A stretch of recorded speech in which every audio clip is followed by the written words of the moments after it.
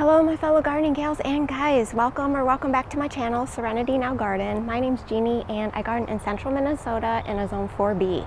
So this is my first video back after a very long winter. We're just in mid-May 2023. First, I think I'll take you around and just kind of show you what the yard's looking like right now. We had some very late snowfalls up until like mid-April this year. I think it ranked #1 of snowiest winters as well. So I just live adjacent to some wetlands here, so it's flooded in the spring, which is normal. Let me take you around. I'll show you what's waking up, I'll show you what's blooming, and then I'm going to show you a couple of really cool plants I managed to pick up for really good prices. So stay tuned.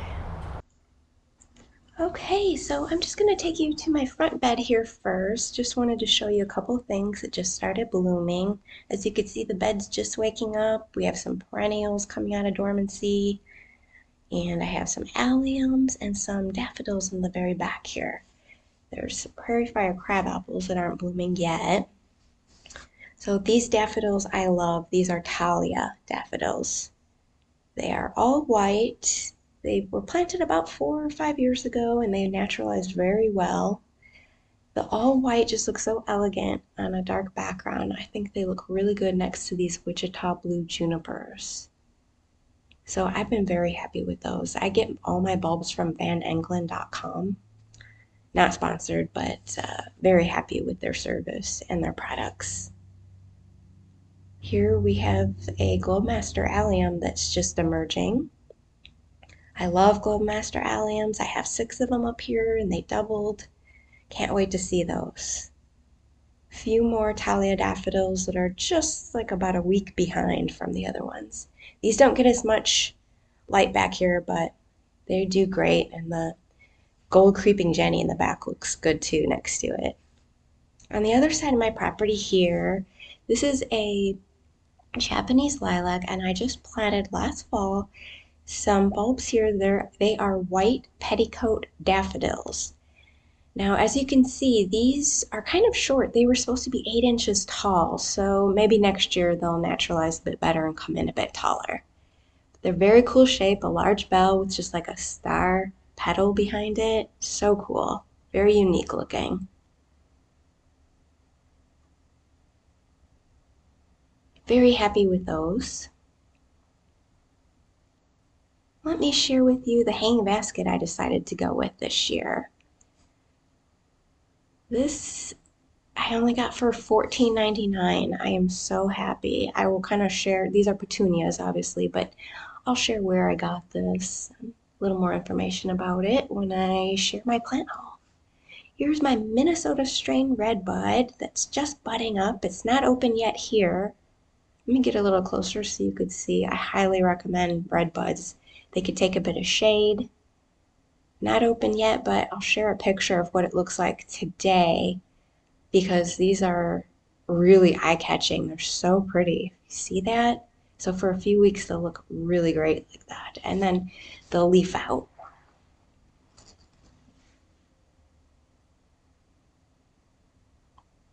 Here are a few evergreens I decided to pick up this year. I really love gold evergreens. Here in Minnesota, when it snows, we don't have a lot of plants with winter interest, so I decided I really needed to step up on my evergreen game, and I'm going to add a few of these to my yard. So I'll kind of go over what these are when I share my plant haul. Aren't these pretty though? The gold you could just see from a mile away. And here's a few plants I'm going to share with you too. I got these for such good deals. We have everything from annuals, perennials, we have sempervivums, cactus, everything here. Even some hosta, but check out the white on these 2 plants here. One's a perennial on the right, this one's an annual. Check out the size of that leaf. I had to get it. And the size of these sempervivums, they're huge. They're like as big as my head.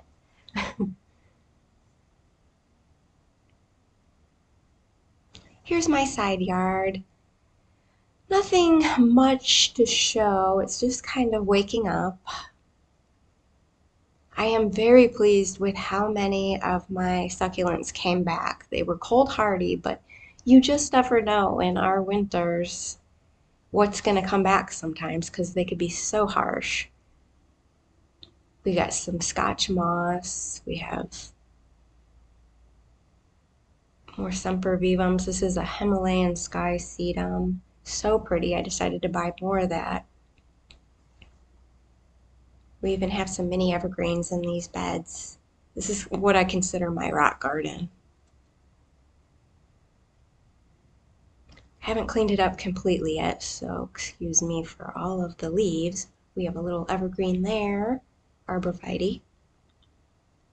And here is some donkey's tails spurge, euphorbia. It's gonna flower yellow there, so pretty.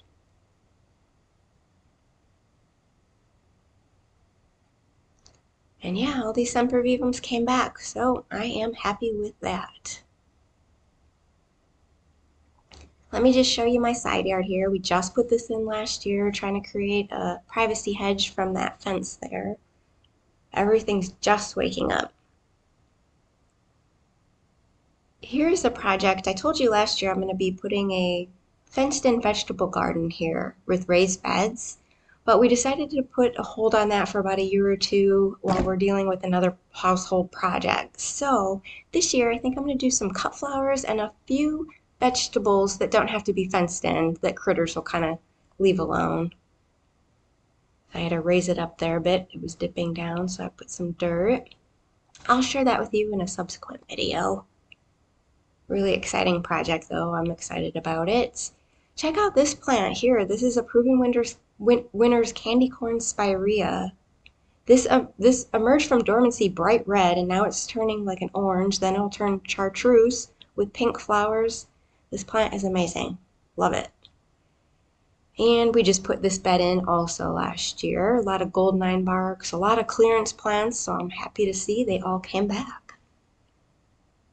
So this is the back half of our property. We just put in this path last year too. We have some hosta lining this path that are just breaking dormancy. So if you've seen my channel before, you probably know that we got rid of a ton of invasive buckthorn back here. We just had it mulched up, so it's on the ground mulched up. We have some aspen trees in the very back. We just put we have some burn piles there. We got a little bench to sit. And further back here, as you could see, the flooded wetlands. It's from snow melt. So it floods back here every spring. It's called a vernal pool, which is normal, like I said. So it'll dry up maybe mid-June, July, depending on the temperatures. But you'll see mallard ducks swimming back here. We'll have some cranes. It's just gorgeous. I love sitting on that bench and just watching nature. But we're going to try to keep it as natural back here as possible, kind of restoring the wetlands and only planting some natives. Very peaceful, and the mosquitoes haven't come out yet, so I think we have another week of peace with that. But then watch out, because they'll be everywhere. So I really hope you enjoyed that tour. Let me show you a couple of plants that I bought. So stay tuned. All right, so the first plant I wanted to show you here is just so cool. I've never seen anything like it before. I found it at Home Depot and I just had to get it. So this plant is called Senecio, angel wings. It's in the wormwood family, the Dusty Miller family. It is an annual here in Zone 4, but yeah, it's like incredibly white and it really stands out. So I just really wanted to get it. I think I have a good spot for it this year. The leaves are so soft, so huge. I think this plant maybe was about $12, which is normally like a little more than I spend on annuals, but yeah, because it was so unique, I just had to get it. So this plant gets to be up to 16 inches tall and about 10 inches or so wide. So again, that's Senecio angel wings, and I found it at Home Depot. All right, so I wanted to share the hanging basket that I got. This looks like Supertunia Bordeaux, but it's actually just a regular brand, just a generic brand, so it's not proven winners. but I got this hanging basket at Fleet Farm, which is in the Midwest, for only $15. It was regularly $19.99, and if you get the Fleet Farm app, you can get $5 off. You could, rack up your points and end up getting $5 off almost every time you go. It depends on how much you spend, and you can also check in there every day if you wanted to and get 10 points. So once you reach 500 points, you get the $5 off. So again, that is petunias. They look like Bordeaux, but it's just a generic kind, so only for 15 bucks. All right, I actually got 3 of these phlox at Home Depot. They were on sale 3 for $12. They're so gorgeous, spring bloomers. They get about a foot wide and about 6 inches tall, but aren't they gorgeous? They are good in like rock garden conditions, or I think I'm gonna put these up in my front bed, but yeah, they were only $4 each. So sometimes Home Depot, you can find some really good sales.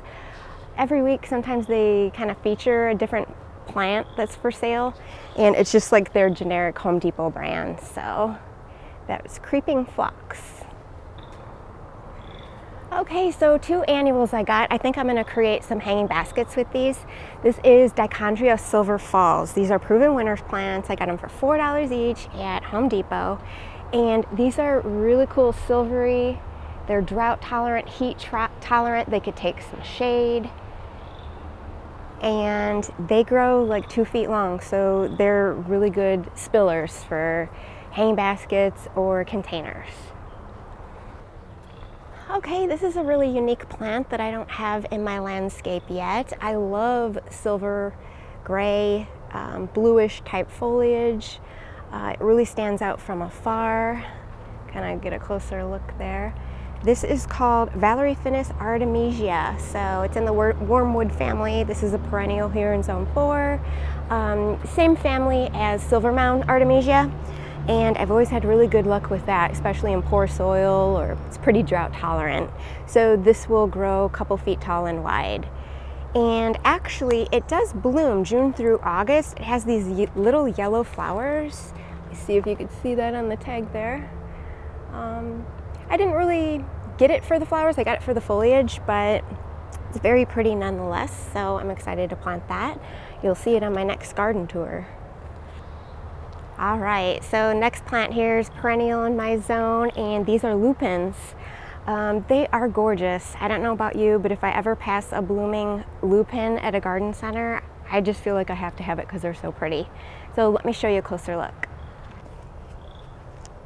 So if you could see here, the leaf structure is really cool looking. These are spring bloomers. And if you could see this flower spike here, this will get a good foot tall. So I'm really looking forward to that. Like I said, these are spring bloomers. They get a couple feet tall and wide, and they do really good in Minnesota here. So I'm really excited to be planting both those. So I got 3 of these. Well, they're just like Lemon Coral Sedum by Proven Winners, but this is a generic brand. They could take sun to part shade, and this one's called Lemon Ball Sedum. So these are annuals in our area, but just the color is just amazing. So I did these last year in a spot that I needed to brighten up, and it looked great, so I have to do it again. I will try overwintering some of the plants this coming year and see if I could put it back out next year. So each of these were about $6, but these are really resilient plants. They don't need like a whole lot of fertilizer or water, drought and heat tolerant, so highly recommend those if you need to brighten up an area. All right, well, I can never go plant shopping without picking up a couple hostas. So I got these 2, which I don't have in my collection yet. As you guys might know, I am a hosta lover. I just collect hostas. So does my dad, actually. They're just gorgeous. They're low maintenance. I just have to spray them a little bit with some deer and rabbit spray. So let me show you each one here. All right, so this one is called Benvernoy, I believe it's pronounced. I will put it up on the screen. This gets to be about 36 inches across, so it's not huge. It is a sport of first frost, as you could tell, because it has like the ice blue center, The outside edges emerge yellow, and it kind of fades to like a creamy white through the season. So that's really pretty. Let me show you the tag too, so you can kind of see what it looks like there. So I have the perfect spot for that, and I will show it on my next Hosta tour. All right, so this is the 82-inch across Hosta, or will be. So this one is called Winter Snow. It is a sport of sum and substance, which you could kind of tell there with the, it's just kind of like lime green right now. It's got a little bit of an edge to it with like a creamy white. But yeah, this is a giant hosta. It will get huge as long as you put it in the right area. I am gonna put it kind of near some maples, so it might not get that big, but if I can get this to be 82 inches wide, that is gonna be amazing. It'll be my largest hosta. All right, so this next purchase was made at a place called the Gardens of Rice Creek. It's in Fridley, Minnesota, not too far from where I live. They have really unique plants. They specialize in unique alpines and sedums and, you know, a lot of rock garden type plants. I would highly recommend going there. Each one of these was about $5. The only one that's not cold hardy is this one, and it is some sort of sedum. I think it said Ogon, I think it is called. But if you're near the area, check it out because the place is so cool. It just looks like a house. You go in the backyard. They have amazing gardens. You'll want to take pictures. In fact, if I could find a couple pictures that I took, I will put them on the screen. But yeah, as you can see, it's just absolutely gorgeous. Kind of like a Japanese type feel to it. But yeah, a lot of really, really cool plants. The lady has been there for years. She's a really talented designer.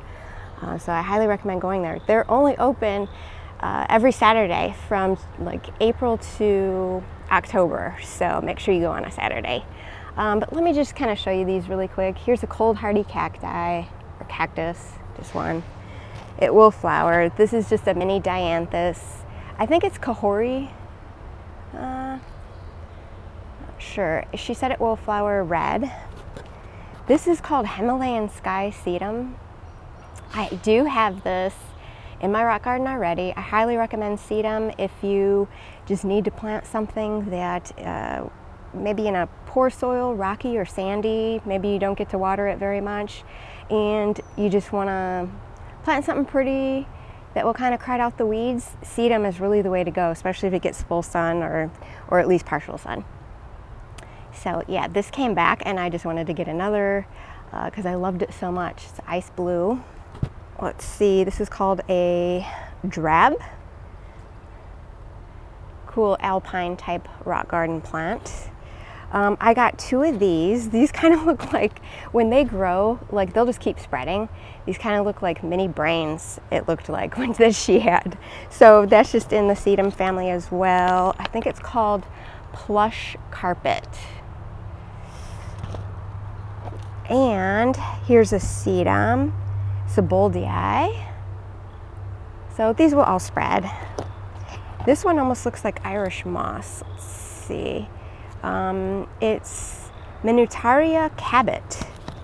So really looking forward to those.